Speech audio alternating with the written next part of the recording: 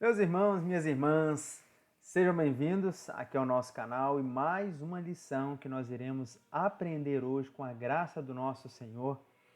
Hoje nós iremos falar sobre a lição de número 3. Nós estamos estudando a lição de adultos, a Igreja em Jerusalém, doutrina, comunhão e fé, a base para o crescimento da Igreja em meio às perseguições. E hoje nós vamos aprender um pouquinho sobre o tema de número 3, uma igreja fiel à pregação do Evangelho. Então você, querido professor, querido aluno, querido instrutor bíblico que irá assistir às nossas aulas, continue, porque aqui nós iremos apresentar a leitura bíblica, nós iremos apresentar esse tema de forma relevante para que as nossas aulas e as suas aulas tenham um subsídio, mais informações para passar aí para a sua classe. Então, o nosso texto áureo se encontra em Atos capítulo 3, versículo 12, e diz assim: E quando Pedro viu isto, disse ao povo: Varões israelitas, por que vos maravilhais disto? Ou por que olhais tanto para nós, como se por nossa própria virtude ou santidade fizéssemos andar este homem? É uma pergunta que Pedro faz àqueles que estão observando o milagre que ele fez ao paralítico na porta do templo chamado Formosa. A verdade prática, a verdadeira pregação bíblica consiste em dar testemunho de Cristo no poder do Espírito. E aqui eu já quero colocar para vocês alguns complementos de versículos que eu acho extremamente importante. Eu até fiz algumas anotações. A primeira delas se encontra em 2 Timóteo, capítulo 4, versículo 2, e eu vou ler com vocês alguns versículos que eu vou colocar aqui, porque eu acho relevante. Você pode anotar aí no rodapé da sua lição. Eu acredito que isso vai agregar bastante à sua aula, vai trazer um conteúdo com um texto bíblico rico para complementar ainda mais a lição. Então, 2 Timóteo, capítulo 4, versículo 2, complementando aqui a nossa verdade prática, diz assim: prega a palavra, inste a tempo e fora de tempo, aconselha, repreende e encoraja com toda paciência e sã doutrina. Na verdade prática, nós lemos que a verdadeira pregação bíblica consiste em dar testemunho de Cristo no poder do Espírito. E aí vem Paulo, lá em Timóteo, e fala assim, pregue a tempo e fora de tempo, insiste, redargua, corrige, encoraja.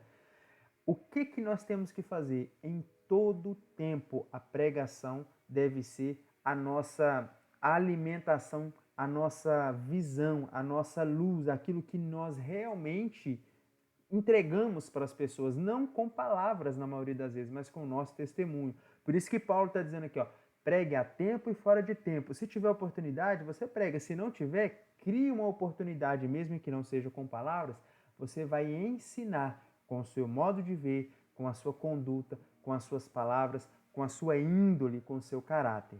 Um outro texto, 2 Coríntios, carta também de Paulo, e aqui nós vamos ter dois versículos importantes.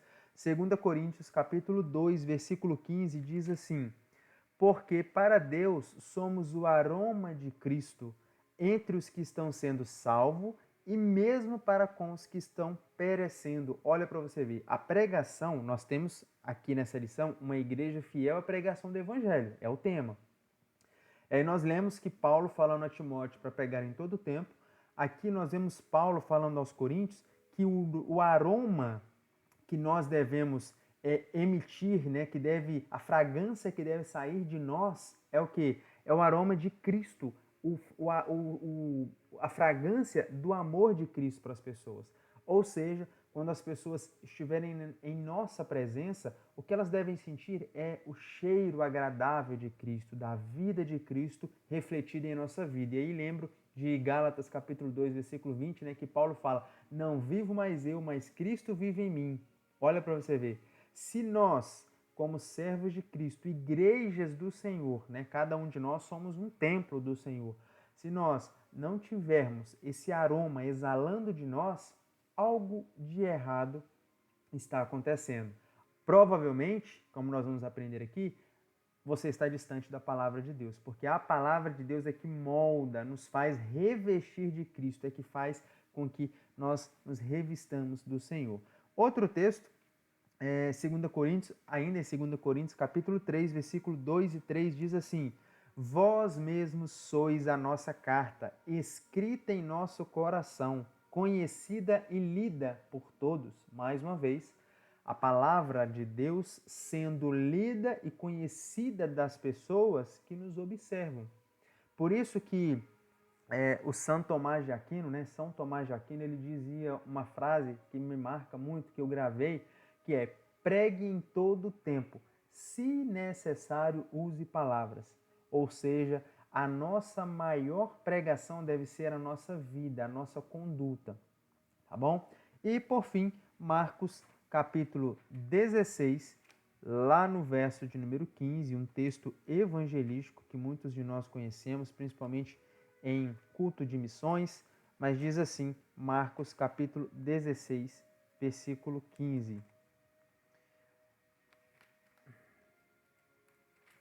Diz assim: e lhes ordenou, enquanto estiverdes indo pelo mundo inteiro, proclamai o evangelho a toda criatura. Ou seja, lhes ordenou, Jesus dando as diretrizes para os discípulos: enquanto estiverdes indo pelo mundo inteiro, proclamai o evangelho a toda criatura. E aqui, em algumas traduções, vai estar escrito: ide por todo mundo e pregai o evangelho a toda criatura.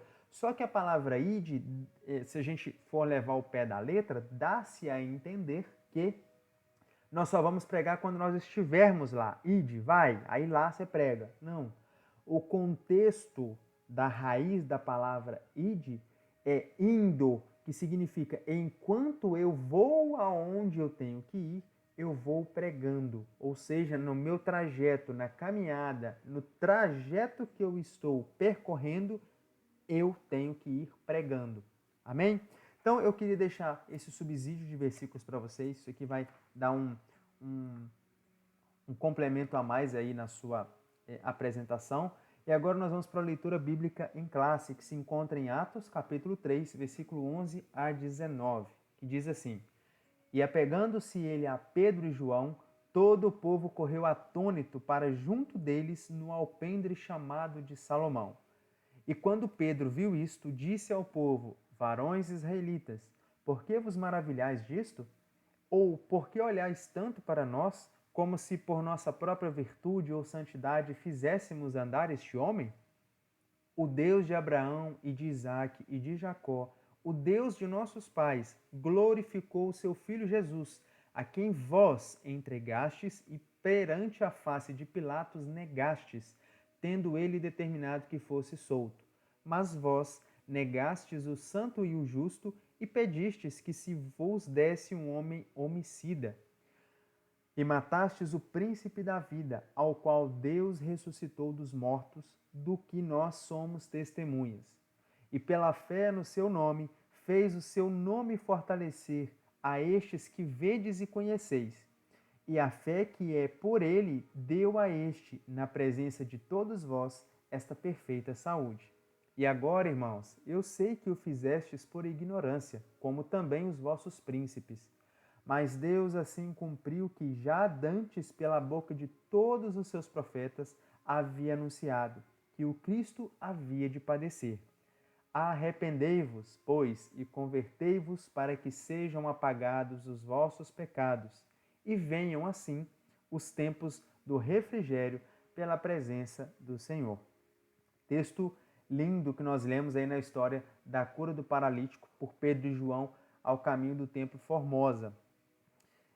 A introdução vai nos dizer assim, esta lição mostrará uma das marcas de uma igreja bíblica. E aqui marcas já é algo que você deve grifar aí, por quê? Uma igreja que ela se diz uma igreja cristã, uma igreja bíblica, a própria palavra já diz, a pregação tem que ter ênfase, tem que ser o seu ponto central. A Bíblia deve ser o ponto central dessa igreja. Isso é uma marca, uma diretriz visível, plausível, é conhecida de que essa é uma igreja verdadeiramente cristã e verdadeiramente bíblica, que é o seu compromisso com a pregação da palavra de Deus. Uma igreja verdadeira, ela valoriza a mensagem das Escrituras e coloca Jesus Cristo no centro de tudo o que ensina. E é por meio da pregação da Bíblia que o mundo pode conhecer a Cristo. Eu lembro de uma frase de Paul Washer, que também me marcou muito, que é: nunca procure uma igreja perto de sua casa, procure uma igreja perto da Bíblia. E às vezes essa igreja vai ficar longe da sua casa. Por quê? Muitas das vezes a gente tende a querer o comodismo, de querer uma igreja bem pertinho da nossa casa. E isso é comum, né? A gente quer uma igreja mais perto para a gente não gastar gasolina, para a gente, né, tempos chuvosos, tempos de frio, a gente estar perto, já ser mais cômodo para a gente. Mas grande parte desse pensamento vai fazer você frequentar uma igreja que, na maioria das vezes, não vai ser uma igreja bíblica, não vai ser uma igreja cristã. Vai ser uma igreja, né, de templo, né? Aqui eu estou falando de templo, porque igreja é o que não falta hoje nesse mundo. A cada esquina, como nós já dissemos nas lições passadas, a cada esquina a gente encontra uma, duas, três, quatro igrejas. Mas aí eu pergunto, será que essas igrejas estão ensinando as verdades bíblicas, as doutrinas da graça? Será que elas estão próximo da Bíblia? Esse é o questionamento que só você deve fazer, porque você é o frequentador dela. Então, uma marca de uma igreja bíblica e cristã, grave isso no seu coração, é uma igreja que está tão próxima da Bíblia que a pregação é o centro, não tem como fugir disso. A mensagem viva e transformadora que vem da inspiração do Espírito Santo é o que faz com que essa igreja continue avançando no poder da palavra. É a mensagem viva, uma mensagem eficaz, como está lá em Hebreus 4:12. A palavra de Deus ela é viva e eficaz, mais penetrante do que qualquer espada de dois gumes. Então, essa igreja ela vai fazer com que a mensagem dela seja uma mensagem viva, direta e cheia, recheada pela presença do Espírito Santo. Por quê? Porque vai alcançar os corações, vai tocar naquele coração que está em pecado para convertê-lo em um coração de uma pessoa arrependida, uma pessoa convertida. Vai tocar no coração daquela pessoa que tem um coração de pedra e tentar transformá-lo em um coração de carne, para que o Espírito de Deus possa fazer morada, ele possa passar a sentir as emoções que é a vida com Deus. Então, essa é uma das marcas e grave isso aí na sua introdução. Uma igreja, ela precisa ser bíblica, ela precisa ter a palavra de Deus como centro para ela ser cristã e uma igreja biblicamente verdadeira. Ponto 1. A igreja que prega as Escrituras e as Escrituras revelam a Deus. A igreja deve pregar as Escrituras, pois, como o próprio tema já está dizendo, revelam ao Senhor. Como que eu passo a conhecer a Deus? Como eu posso conhecer a vontade de Deus? Como eu posso descobrir o que agrada a Deus, o que desagrada a Deus, o que deixa Deus feliz com a minha vida, o que deixa Deus triste? O que eu posso fazer para eu ter uma conduta que vai exalar o aroma de Cristo, como nós lemos? O que eu posso fazer? Como eu posso conhecer a Deus a ponto de as pessoas olharem para mim e falarem: aquele ali é um servo de Cristo. O que eu posso fazer? Lendo as Escrituras. É nela que vamos conhecer a Deus.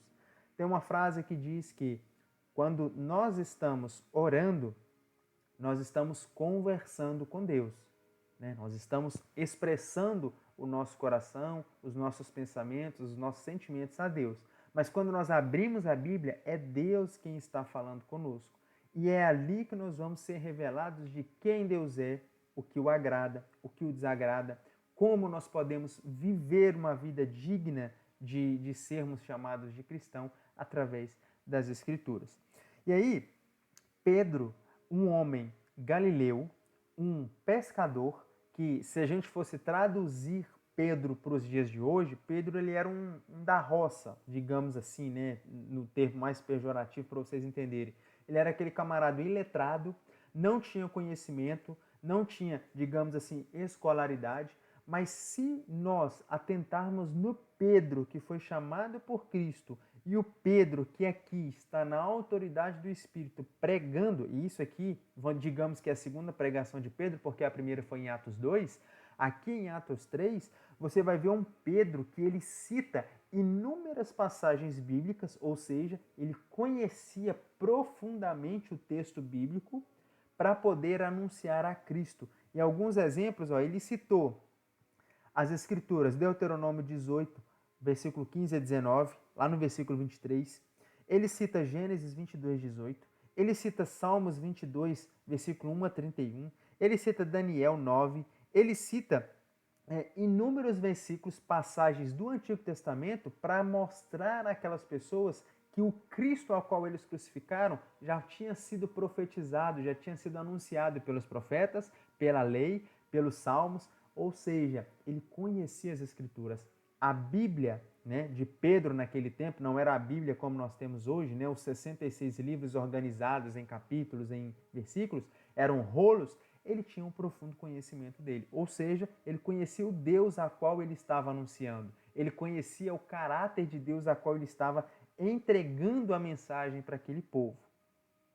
E Deus, ele mostra que Deus sempre esteve presente na história do povo, do seu povo, né?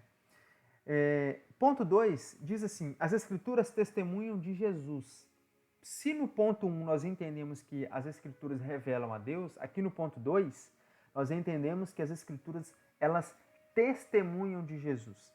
Se você for parar para analisar, quem é o autor da Bíblia, né? Quando a gente estuda bibliologia, que é uma das primeiras matérias para quem faz teologia, quando nós estudamos bibliologia, existem 3 perguntas. Quem é o autor da Bíblia? Qual é o tema central da Bíblia? E quem é o intérprete da Bíblia? O autor da Bíblia é Deus. O intérprete da Bíblia é o Espírito Santo. Mas qual é o tema central da Bíblia? Quem é o centro da palavra de Deus? Jesus. Então, as Escrituras elas vão sempre apontar para Cristo, independente de em qual livro você esteja, em qual momento você esteja, ali você vai ter a revelação de Cristo. Em Gênesis, em Êxodo, Levítico, Número, Deuteronômio, de Gênesis a Apocalipse, cada livro vai revelar Jesus como centro.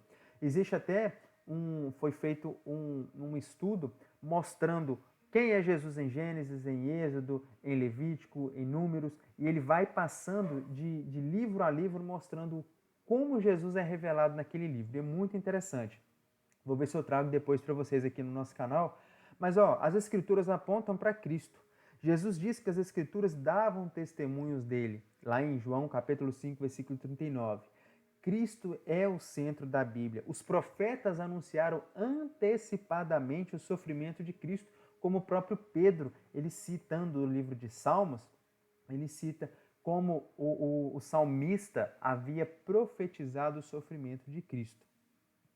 O outro ponto interessante, as Escrituras confrontam o pecado. Meus irmãos, se nós estamos falando, se o tema dessa lição é uma igreja fiel à pregação do Evangelho, mas essa igreja não prega contra o pecado, alguma coisa está errada.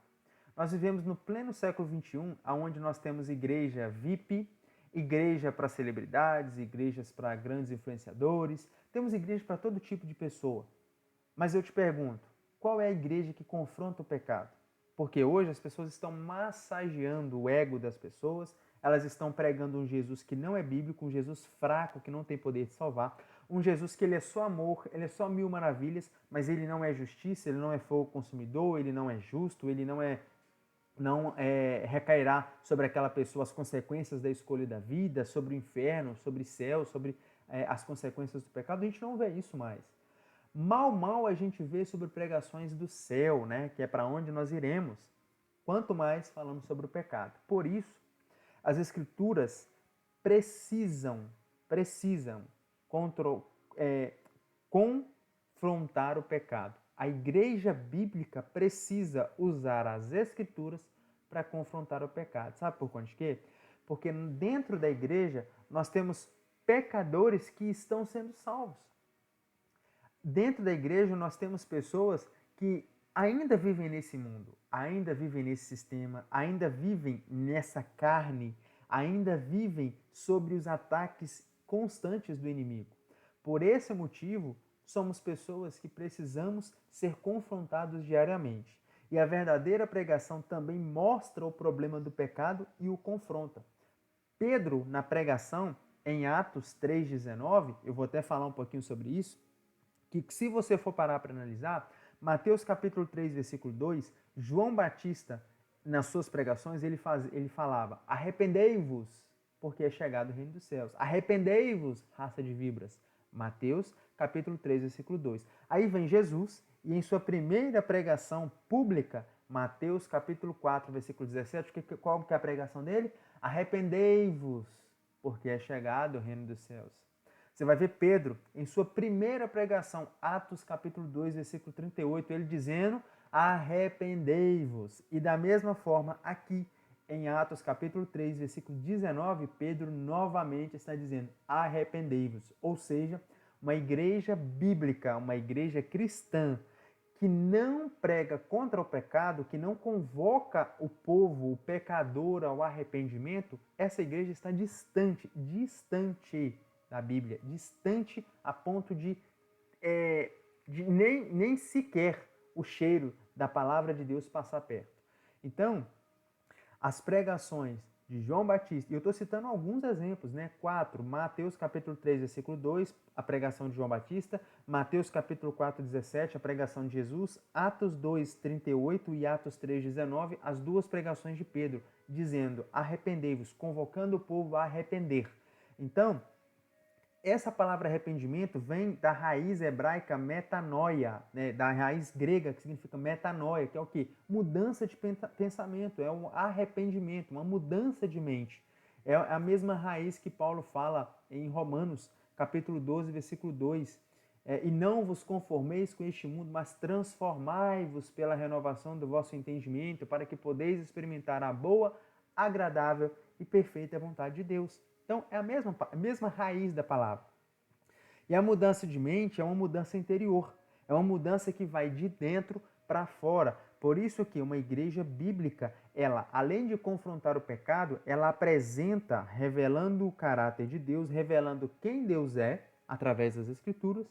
Ela aponta para Cristo, que é o centro das Escrituras, e ela confronta o pecado. Esses são os 3 tópicos da igreja que prega as Escrituras. Então, essa seria as 3 verdades que nós aprendemos no tópico 1. Tópico 2, nós temos a igreja que prega no poder do Espírito. E aí, nós vamos ver sobre o Espírito que capacita o mensageiro.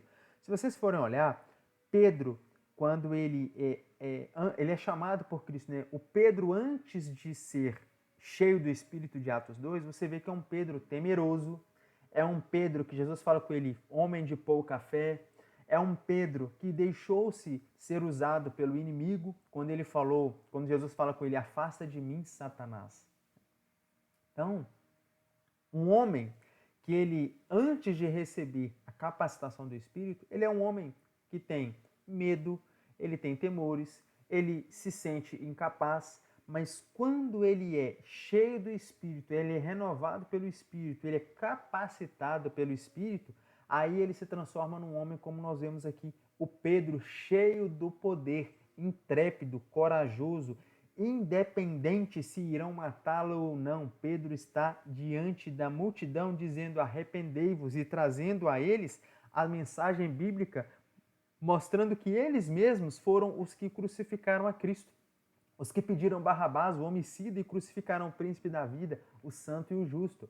Agora, ele está no templo da Porta Formosa, curando um paralítico, e aí os líderes daquele tempo pegam Pedro e João, vai dar neles uma correção, digamos assim, fala com eles, parem de pregar Jesus. Mas aí vem Pedro e João e fala assim, não, nós não vamos parar não. Se nós sairmos daqui, se vocês não nos prenderem, sairmos daqui e continuarmos lá fora, nós já vamos sair anunciando Jesus.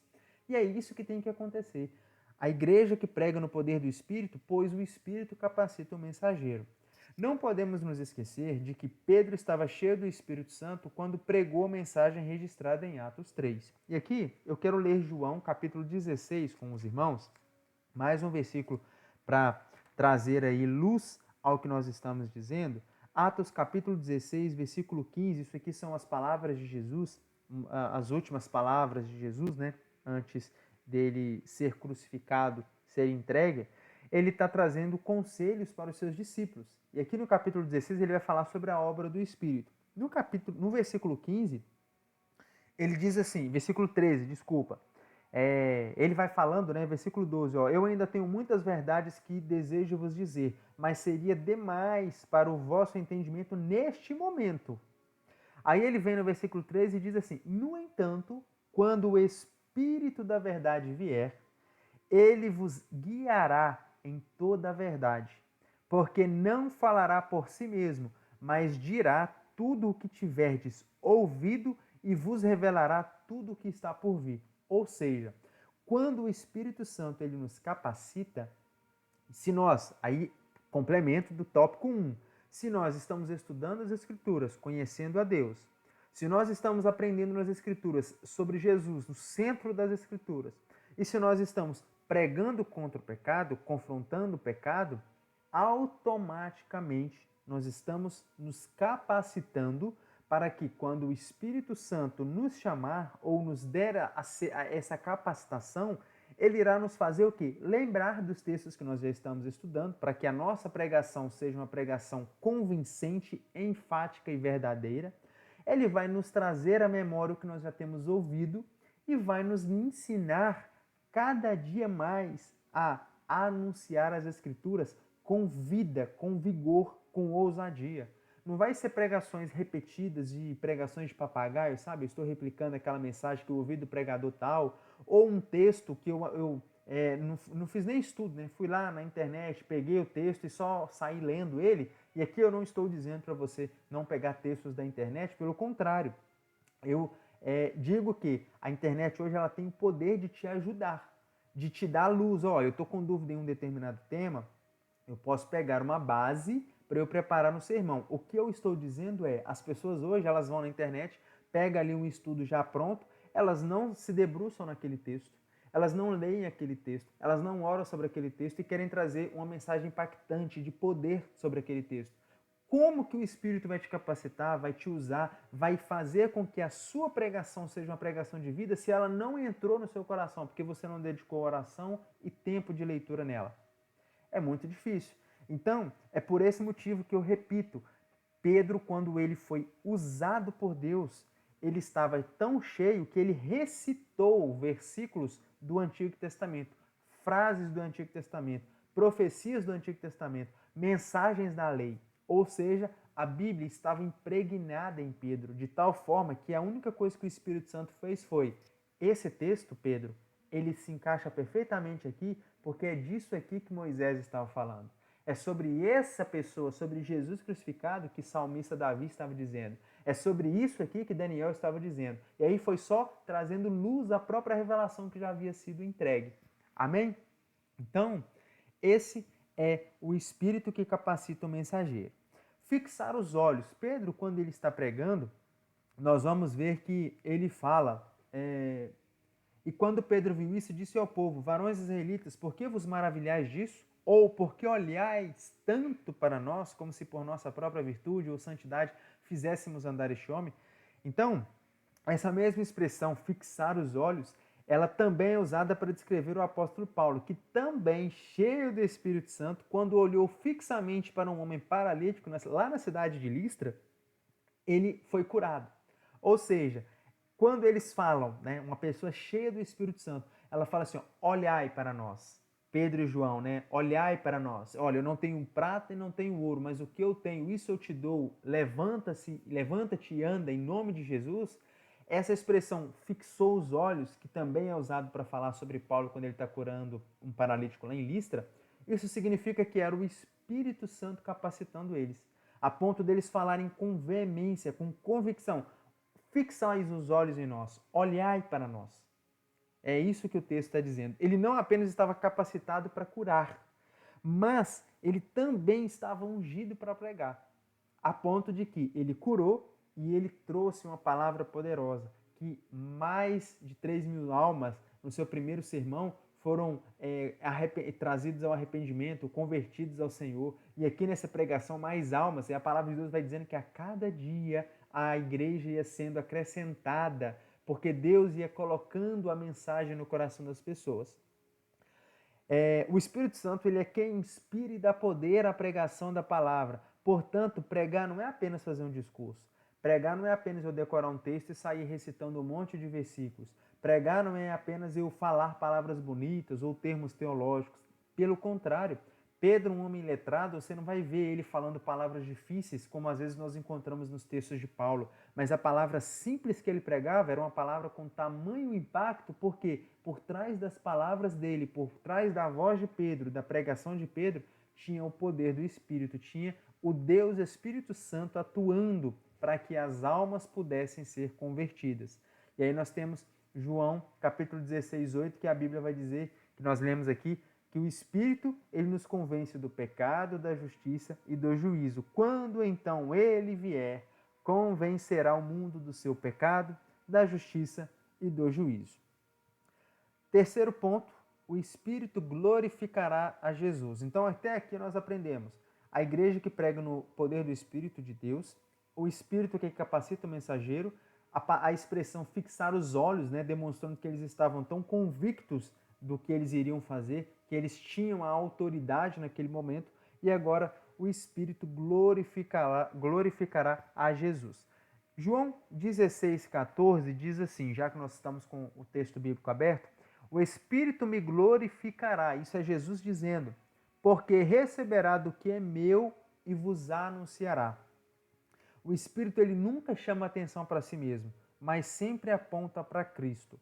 A mesma coisa acontece com uma igreja verdadeiramente bíblica, um pregador verdadeiramente bíblico. A intenção dele não é chamar a atenção para si.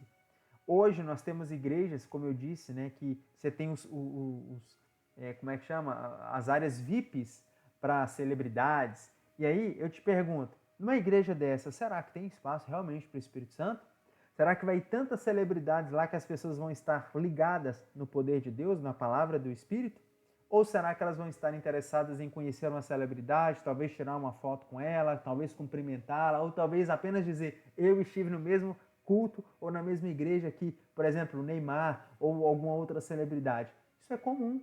Isso é algo que não condiz com o que as Escrituras dizem. A palavra de Deus vai nos dizer que Pedro, João, Tiago, Paulo, eles iam nas igrejas e eles não eram assim reverenciados como deuses, como hoje as pessoas querem fazer, né, com os grandes pregadores, como se eles fossem semideuses. Pelo contrário, eram homens simples, eram homens que, independente do que eles fizessem, a Bíblia vai descrever que a sombra de Pedro curava no livro de Atos.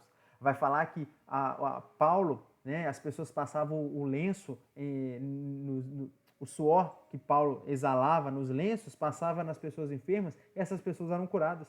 Mas isso não faziam deles o centro das atenções. Pelo contrário, eles diziam, quem somos nós, meus irmãos? É o que Pedro está dizendo aqui.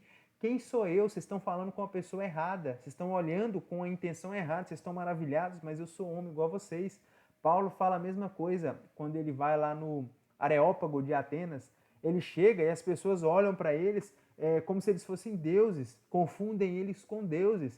E aí Pedro e o seu companheiro já começam a apresentar a um Deus, né, o Deus criador dos céus e da terra, e começa a trazer a mensagem. Então, da mesma forma, o Espírito, ele glorifica a Cristo e nós, com a nossa mensagem, também devemos glorificar ao Senhor. Tem uma história, isso é história verdadeira, é um fato que aconteceu com, se não me falha a memória, ou com Charles Spurgeon ou com George Whitefield, um desses dois homens, se não me falha a memória. Dizem que ele estava pregando e ele pregava, né, esses dois homens pregavam com muita veemência, com muita autoridade, com muito poder do Espírito na palavra. E aí quando eles desceram, né, quando um deles desceu, eu não sei qual dos dois agora, que me fugiu qual dos dois que era, se eu não me engano era Spurgeon, quando ele desce do altar, vem uma pessoa a ele e fala assim, nossa, você pregou demais, que palavra, que é isso, tipo, exaltando o ego dele. Aí o Spurgeon diz assim, o diabo já estava me dizendo isso lá em cima. Ou seja, ele estava trazendo a mensagem e as pessoas admirando, né, talvez pela fluidez do texto, pela desenvoltura em explicar os versículos, na pregação, e aí aquilo estava sendo o alvo, o centro na cabeça daquela pessoa. E quando ela foi elogiar, ele diz, o inimigo já estava me dizendo isso lá em cima. O que ele estava dizendo com essa mensagem? Que nós devemos estar sempre atentos, nós devemos sempre apontar para Cristo, porque qualquer elogio ou qualquer coisa que tire o centro da nossa atenção nos faz com que o nosso ego suba e que aí a atenção de Cristo seja dissipada, seja distraída, e aí nós já perdemos o foco. Qualquer pregação que tira o foco de Cristo, meus irmãos, e coloca o homem no centro, não é uma pregação bíblica. Isso não passa de um discurso humano. Eu conheço professores de academia, professores que nem acreditam em Deus, mas são professores, né, de faculdade, que colocam a Bíblia ou falam da Bíblia melhor do que às vezes nós falamos, do que professores de EBD, do que pregadores, independente de qualquer das placas de igreja, né? Eles falam melhor, sabe por conta de quê? Porque eles estão estudando o texto. Mas uma pregação, falar de Cristo, não é um discurso. Paulo, quando ele vai trazer lá em 1 Coríntios capítulo 3, ele vai falar sobre as pregações, né, que as pessoas estavam confundindo. Ele fala assim, que eu não fui até vocês com sabedoria, com palavras de argumentação, com palavras bonitas, com teologias. Eu fui a vocês pregando Cristo e esse crucificado. Porque a sabedoria de Deus é loucura para o mundo. Então, é da mesma forma.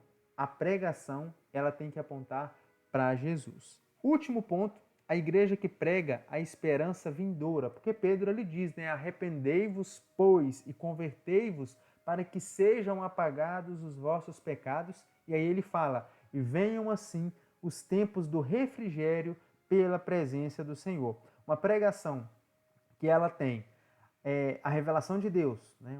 Uma igreja que, através das Escrituras, conhecem a Deus, colocam Jesus e testemunham Jesus como centro, confrontam o pecado, o Espírito capacita o mensageiro, capacita essa igreja se sente preparada para anunciar o Evangelho com mais autoridade, autonomia e convicção, e essa igreja também glorificará Jesus. Só que não somente isso, essa igreja também trará a esperança para as pessoas, trará uma esperança do futuro glorioso que nos aguarda. A igreja que prega a esperança vindoura é um alerta a uma sociedade indiferente e insensível. Atos 2,40, Pedro vai falar sobre que eles precisavam se salvar porque aquela era uma geração perversa, era uma geração ignorante. E como nós lemos no texto inicial de 2 Timóteo, capítulo 4, eu vou fazer uma leitura novamente, porque agora nós vamos ler o restante do versículo. Nós lemos apenas o versículo 2, que diz, né, prega a palavra, insiste a tempo e fora de tempo, aconselha, repreende e encoraja com toda a paciência e sã doutrina. Mas olha a continuação do texto, que é exatamente o que está dizendo aqui. Uma igreja que prega a palavra de Deus precisa pregar porque nós precisamos alertar a uma sociedade indiferente e insensível. Olha o que diz 2 Timóteo, capítulo 4, versos 3 e 4. E 5 também, vai dizer assim, ó, porquanto chegará o tempo em que não suportarão o santo ensino. Ao contrário, sentindo coceira nos ouvidos, reunirão mestres para si, de acordo com as suas próprias vontades. Tais pessoas se recusarão a dar ouvidos à verdade, voltando-se para os mitos. Tu, no entanto, um conselho a Timóteo, tu, no entanto, seja equilibrado em tudo, suporta o sofrimento, faze a obra de um evangelista e cumpre o teu ministério. Olha para você ver. Nos dias finais, nós viveríamos em uma sociedade que as pessoas não aceitarão mais a verdade, não aceitarão mais as doutrinas bíblicas, elas passarão a amontoar, reunir para si mestres que falem daquilo que elas gostam, falam somente aquilo que agrada o coração, fala aquilo que não fere a sua conduta, fala sobre coisas boas, que não fala sobre o pecado, que não confronta o problema daquela pessoa, a dificuldade daquela pessoa, que não fale sobre o inferno, que não fale sobre o mal, que não fale sobre a mudança, a metanoia que precisa. Ou seja, são pessoas que querem só massagem de ego, são pessoas que querem apenas ouvir o que lhes apraz. E a Bíblia, para essa pessoa, não vai fazer diferença nenhuma. Sabe por conta de quê? Porque a Bíblia ela não fala só o que eu quero. A Bíblia vai falar, na grande maioria das vezes, aquilo que eu não quero. Por quê? Porque a Bíblia ela vai confrontar o nosso eu. Sabe, meus irmãos, nós temos 3 grandes inimigos. o mundo, que é o sistema do mundo, né, que luta, batalha, ele faz de tudo esse sistema para que nós cristãos sejamos perseguidos, derrotados, destruídos e mortos. O inimigo, que é o inimigo das nossas almas, ele está bramando como leão, buscando a quem possa tragar de toda a tua forma, 24/7, 24 horas por dia, 7 dias da semana, 365 dias do ano. Ele não para, ele é incansável. Enquanto você está dormindo, ele está pensando numa estratégia de te fazer pecar. Então, a terceira pessoa somos nós mesmos, que é a nossa carne. Sabe desses três qual é o mais difícil? Não é o diabo, não é o sistema do mundo, é nós mesmos. Sabe por conta de quê? E é onde a Bíblia vai entrar com muito mais ênfase, porque conhecendo a nós mesmos, nós sabemos que nós precisamos de mudança. E a Bíblia vai confrontar exatamente isso. Nós precisamos de mudança. Davi, o homem segundo o coração de Deus, precisou de um profeta ir lá e confrontar ele para ele entender o que ele tinha feito. Moisés, o amigo de Deus, o homem que andava face a face com Deus, foi confrontado. Abraão, o homem que era um amigo de Deus, o precursor da fé, foi confrontado. Todos os grandes heróis da fé, eles foram confrontados. Por isso se tornaram os homens que foram. E hoje não é diferente. Para que nós possamos ser cheios do Espírito, capacitados pelo Espírito, uma das primeiras coisas é deixar com que a Bíblia ela nos molde, ela faça com que nós sejamos confrontados. Só assim nós podemos melhorar. E o último ponto, a promessa da segunda vinda. Concluindo a pregação, né, quando Pedro já estava finalizando, ele deixa uma mensagem de esperança, que é assim, ó, e venham assim os tempos do refrigério pela presença do Senhor. Essa bênção, ela já é uma realidade. Nós já podemos, quando nós arrependemos dos nossos pecados, nós confessamos a Jesus e passamos a viver com Cristo em nossa vida, nós já temos um certo refrigério, porque o mundo pode estar destruindo, pode estar acabando, mas com Cristo, meus irmãos, por mais que a tempestade esteja grande, ele acalma o nosso coração, ele faz com que a gente tenha paz, tranquilidade. Ele fala assim, ó, no mundo tereis aflições, mas tende bom ânimo, eu venci o mundo. Deixo-vos a paz, a minha paz vos dou, não vou lá deixo como o mundo a dá. Ou seja, nós temos a paz de Deus. Mas além disso, quando Pedro está trazendo aqui a promessa da segunda vinda, ele está tratando da futura restauração de todas as coisas. Ele já estava colocando lá no final, dizendo assim, olha, quando Jesus voltar, aí sim, esse mesmo Jesus que vocês estavam crucificando, que vocês negaram, que vocês trocaram o santo e o justo, o príncipe da vida por um homicida, essa é a mensagem que nós precisamos trazer para as pessoas. A mensagem de esperança, de restauração. A igreja, portanto, tem uma mensagem de esperança para aqueles que estão sem esperança. O mundo está perdido. E nós, com essa mensagem poderosa de esperança, de nova vida, novo céu, nova terra, de nova criatura, isso tem que se tornar algo vívido e esperançoso para aquela pessoa que está no mundo, perdida, depressiva, que sabe que está desistindo já de tudo. Ela precisa entender, há um caminho, há luz no fim do túnel, ainda há esperança. Conclusão, a grande importância que a pregação bíblica tem e como devemos ser fiéis na exposição do texto sagrado não tem explicação. Nós precisamos voltar às Escrituras, voltar às exposições bíblicas.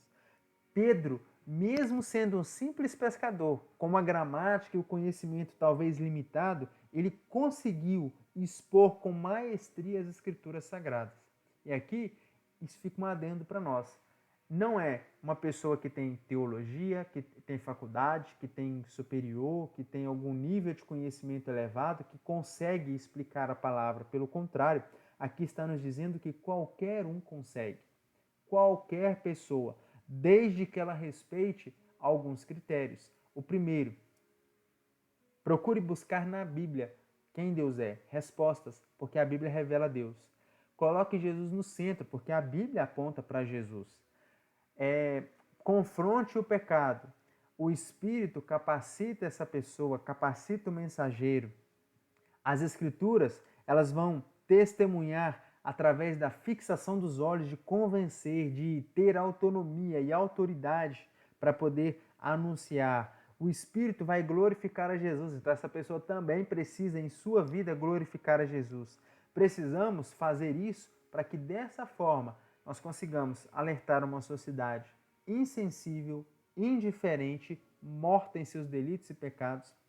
Nós precisamos trazer a promessa da segunda vinda, que hoje está sendo mais necessário pregar a segunda vinda para crente do que para o ímpio, porque às vezes os crentes já perderam as esperanças, e trazer a esperança para aqueles que estão sem esperança. Uma igreja bíblica, finalizando aqui, é uma igreja que vive e sabe expor as Sagradas Escrituras. Procure uma igreja que esteja próximo da Bíblia e não próximo de sua residência. Amém, meus irmãos? Mais uma lição, graças a Deus. Espero que nós possamos ter conseguido expor um pouquinho aqui nesse pequeno, breve tempo que nós estivemos juntos, uma igreja fiel à pregação do Evangelho. Deus abençoe sua aula, Deus abençoe seus estudos e na semana que vem estaremos aí, se Deus assim o permitir.